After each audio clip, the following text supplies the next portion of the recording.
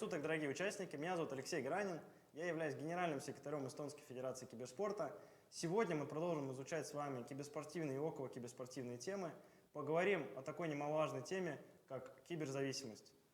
В конце занятия, надеюсь, каждый для себя сможет сделать вывод, вызывает ли игры и киберспорт киберзависимость, а также поймет, как можно избежать такого диагноза и, соответственно, будет играть более правильно, с более выдержанными промежутками времени и с нормальным графиком, не отстраняясь от реальной жизни. Поговорим немного о плане нашей сегодняшней лекции. Лекция у нас называется «Киберспорт или киберзависимость», в рамках которой мы опять-таки определим, является ли киберспорт основным источником и основным драйвером такой болезни, как киберзависимость. Немножко вначале расскажу о себе с точки зрения не генерального секретаря Эстонской Федерации Киберспорта и не с точки зрения предпринимателя, как с точки зрения профессионального педагога, участника множества образовательных проектов, а также профессионального тренера по шахматам. Сделаем небольшое введение в тему, расскажу, что такое киберзависимость и, соответственно, расскажу о тех диагнозах, тех симптомах, по которым можно будет эту зависимость определить. Поговорим немножко о мифах, связанных с киберспортом, в первую очередь с играми, и непосредственно ассоциируемых у людей с таким явлением, как киберзависимость. Многие из этих мифов, сразу же скажу, они будут неправдивыми, то есть эти мифы я постараюсь для вас разрушить. Соответственно, опять-таки поговорим о личном опыте, исходя из тех программ, в которых я участвовал, из тех методик, которые я разрабатывал, в которых я участвовал как одним из их разработчиков. Также хочу сделать небольшую ссылку на мнение психолога и те исследования, которые уже в мире киберспорта проведены. Ну и в конце также сделаем небольшой вывод для себя на основе сегодняшней лекции. Является ли киберспорт тем источником киберзависимости, правильнее даже сказать драйвером киберзависимости, то есть тем именно явлением, из-за которого у людей развивается киберзависимость. Давайте начнем непосредственно с моей краткой биографии. Родился я в Нарве в 2001 году. Соответственно, играл в шахматами занимался больше уже 12 лет. Был мастером ФИДЕ по шахматам, участником множества чемпионатов мира и Европы по шахматам. И даже удалось в одном из командных чемпионатов Европы по шахматам занять 3-е место. Соответственно, шахматы принесли в мою жизнь довольно-таки много полезного, в том числе те необходимые знания для проведения этой конкретной лекции, для проведения множества образовательных проектов, а также для обучения других молодых шахматистов и спортсменов с целью достижения наилучших результатов и повышения их самоэффективности. Что могу еще добавить? Закончил школу с золотой медалью, учился в Таллинском техническом университете, был одним из его студентов на факультете аэроинфотехнологии, бизнес-инфотехнологии. То есть не понаслышке знаю, что такое усердная учеба, какие есть методы в системе образования, которые регулярно используют в своей практике учителя и педагоги. Соответственно, также был организатором одного крупного киберспортивного и образовательного проекта, который проходил в Идавирума. И одним из главных партнеров этого проекта был стартап Эстония. В рамках проекта под названием Cyberfest летом мы проводили серию мероприятий, посвященных образованию, посвященных киберспорту, в рамках которых дети могли изучить киберспорт не только с точки зрения игр и соревнований, но тоже с точки зрения того, что он может предложить в повседневной жизни. Мы обучали детей стримингу, обучали детей, как правильно заниматься киберспортом, приглашали множество спикеров из различных уголков Эстонии, из Финляндии также. И Микка Пулькинен из Финской Федерации Киберспорта приезжал, делился своим опытом. Также являюсь одним из основателей образовательной программы EduSL, в которой мы сейчас находимся, в которой мы проходим курсы на тему киберспорта и около киберспортивные темы. Из хобби могу подчеркнуть более спортивное направление, более спортивные игры, это баскетбол, гребля. Также, так как мое направление в университете было программирование, увлекаюсь программированием и чтением. Давайте до начала непосредственно основной части лекции зададимся 4 вопросами, которые могут в дальнейшем вам помочь в самоанализе, понять, есть ли у вас какие-то симптомы киберзависимости или их нету.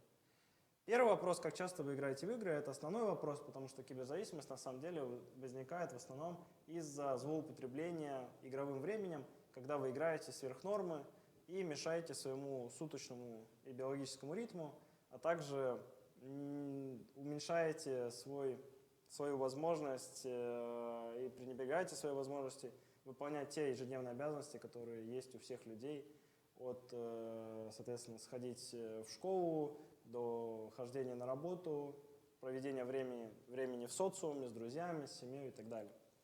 Соответственно, второй вопрос – это есть ли у вас или были когда-либо серьезные ссоры с родителями по поводу игр.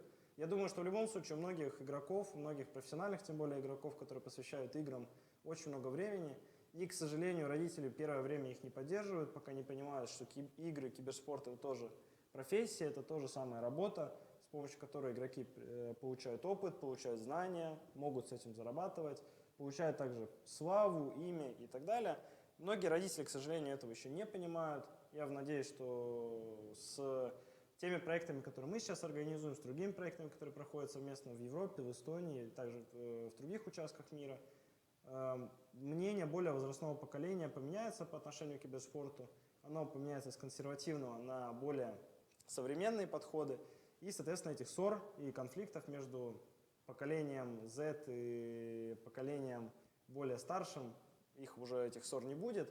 Но если у вас очень часто случаются ссоры с родителями, и вы чувствуете, что родители в какой-то степени правы, они говорят, что у вас упали показатели по учебе, успеваемость, то есть упала, либо вы стали меньше проводить времени с друзьями, меньше времени проводить с семьей, это первые звоночки для того, чтобы задуматься. Возможно, у вас есть какие-то симптомы киберзависимости. Это еще не означает, конечно, что у вас есть сама болезнь под названием киберзависимость.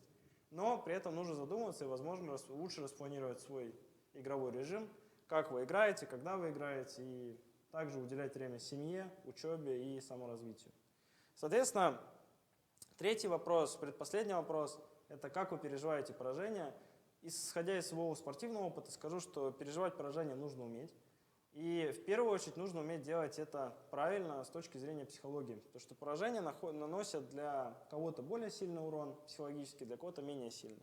Вот этот психологический урон, который постепенно накапливается, особенно если вы играете много, поражения случаются регулярно, у вас есть два пути. Либо вы учитесь справляться с поражениями и принимаете их как один из уроков, который вы в дальнейшем можете использовать, чтобы выиграть, либо, соответственно, начинаете расстраиваться.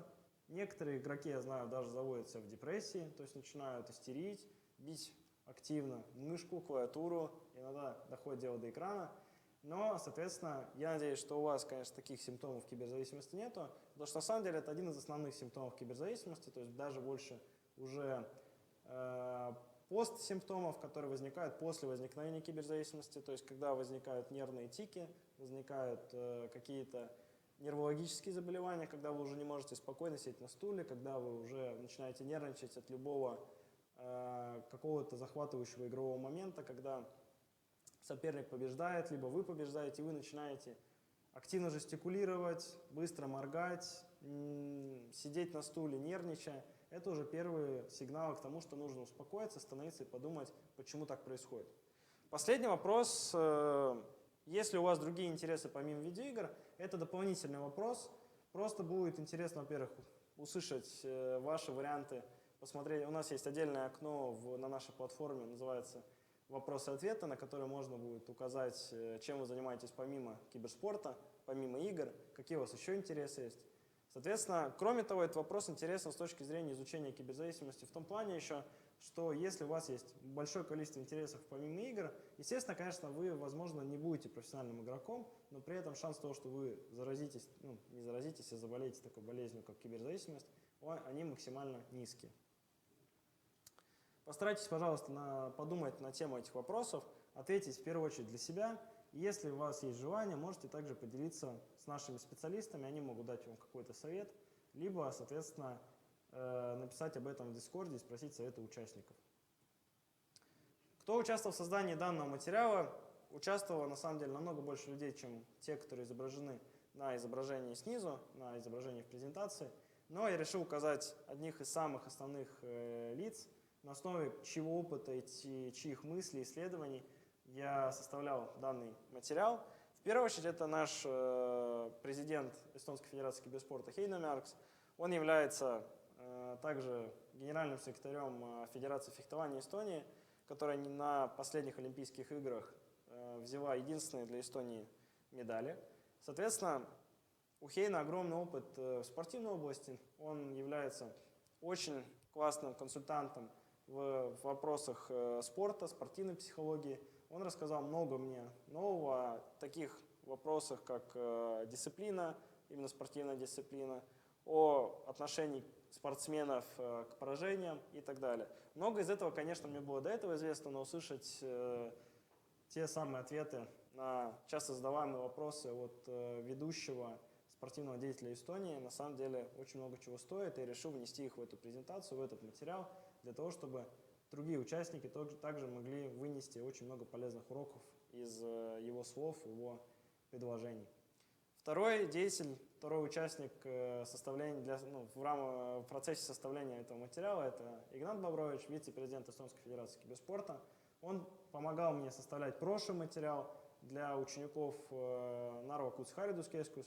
Соответственно, в рамках того материала мы исходили немножко из других вещей, из других целей, но, соответственно, в рамках этого материала я внес какие-то мысли с прошлой презентации, поменял немножко основную логику презентации, но идеи, цифры и данные Игнатом материала мне очень помог в составлении этой презентации. Не последний, но немаловажный участник составления этой презентации — это Кристаль Трейман. Она является спортивным психологом, консультирует многих профессиональных спортсменов в Эстонии. Она написала год назад интересную статью на тему спортивной психологии, является ли киберспорт настоящим спортом, как, например, футбол, баскетбол. Соответственно, я взял некоторые материалы из этой статьи для того, чтобы показать наглядно сравнение между спортом и традиционным спортом и киберспортом и провести вот эту параллель, почему киберспорт является все-таки спортом и почему он не может вызывать киберзависимость без каких-то внешних посторонних факторов. Давайте пойдем дальше.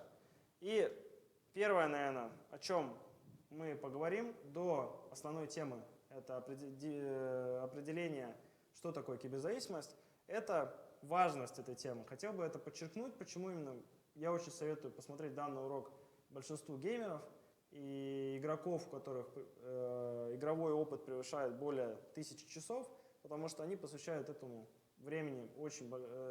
занятию очень много времени, и хотелось бы, чтобы они знали о важности этой темы и о том, как в этой теме нужно ориентироваться, чтобы самому не заработать те симптомы, о которых мы до этого говорили и поговорим еще чуть позже.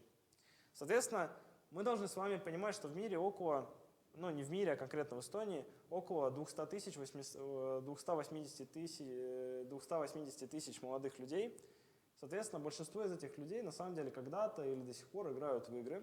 И эти люди могут играть в игры на самом деле большее количество времени, чем взрослые, потому что у взрослых есть другие обязанности, как семья, работа, у кого-то есть домашние питомцы, другие какие-то обязанности, может быть, спорт или еще что-то. У детей этих обязанностей намного меньше, намного больше свободного времени. Соответственно, дети могут играть в киберспортивные игры, могут играть в обычные игры и, соответственно, тем самым предрасполагать себя к вот этой так называемой киберзависимости, если они не знают об этой теме, и также если ни родители, ни тренера, будь то спортивные тренера, учителя в школе, киберспортивные тренера, не объяснили важность этой темы и важность правильного режима и планирования времени. Мы об этом тоже сейчас поговорим. Соответственно, около 80 тысяч киберспортсменов находится в Эстонии. В мире, конечно же, их намного больше. Спортивная аудитория в мире, мы говорили об этом на прошлом уроке, составляет более 700 миллионов человек. Представьте себе вот это количество, 700 миллионов человек. Вот около 2-3% из них могут заразиться такой болезнью, как киберзависимость. Заразиться, конечно, неправильное слово, потому что это не вирусная болезнь, это болезнь психологическая. Соответственно, можно получить симптомы регулярно, неправильно составляя график своих тренировок, либо если вы не киберспортсмен и не хотите им становиться, вы обычный игрок. Соответственно, если вы очень много играете, если не проводите время с семьей, злоупотребляете игровым временем, вы можете, соответственно, получить первые симптомы этой такой болезни, как киберзависимость. Соответственно, также мы должны понимать, что в мире 1/3 людей в принципе играет в игры. Играет, может быть, нерегулярно, но когда-то играет, может злоупотреблять этим временем игровым. Соответственно, 1/3 людей на планете это около 3,5 миллиардов человек. Ну и просто для интересного факта, около 40% молодых людей, не только в Эстонии, это по всему миру, по статистике, взятой на портале Newzoo, самом популярном статистическом портале по киберспорту в мире, 40% молодых людей находят друзей именно в интернете. Через Discord, через социальные сети, через игры, опять-таки. Около 40% людей регулярно общаются со своими друзьями, тренерами, учителями в интернете, находя при этом новые связи, контакты и так далее. Это на самом деле хорошо, но если ваши друзья также злоупотребляют временем игровым, постоянно просят вас остаться в игре, постоянно просят вас поиграть еще побольше, это время сначала час, потом 2, потом 3, 4 и так далее. Соответственно, вы можете постепенно получить одни из тех симптомов так называемой болезни киберзависимости, о которой мы поговорим еще в дальнейшем.